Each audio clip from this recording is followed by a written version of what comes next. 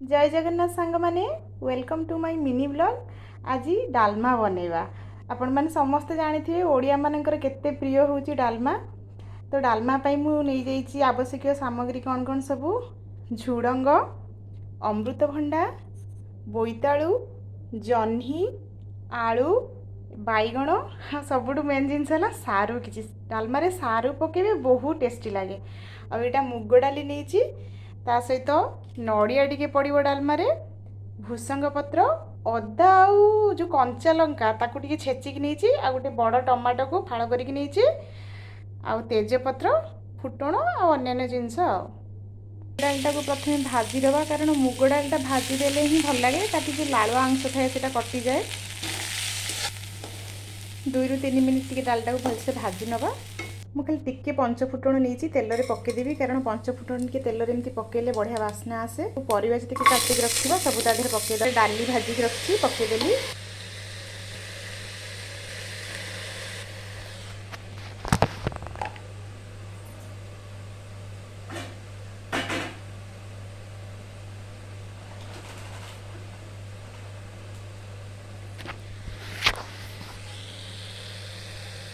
दबा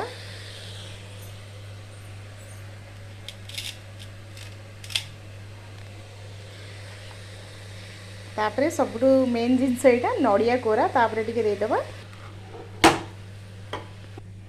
तापरे आवश्यक अनुसार पानी देदबा। एबे हम प्रेसर ढांकुणी देदबा। ढांकुणी दे देकी ताकू पूरा 10 मिनिट छाड़दबा पूरा स्वाधीन भाव में से सिझिबो भलसे। देखिबा एबे डालमाटा हमर केते सिझिची। देखो डालमाटा पूरा परफेक्टली पूरा कुक होइछि। मान जेतिकी सिझिबा दरकार सेतिकी ही पूरा ठीक से सिझिछि। एबे छुंक लगेबा। भूसंग पत्र,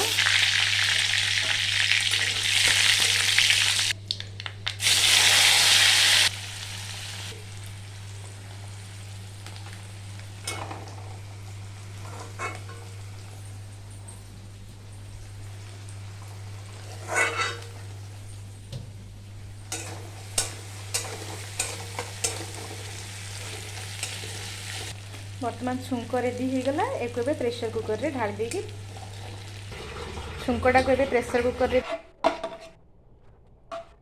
तापरे मु गोटे स्पून गुआ घी दूची। जदि अवेलेबल थिबो ताले आपण माने देई परिबे नले स्किप कर परिबे।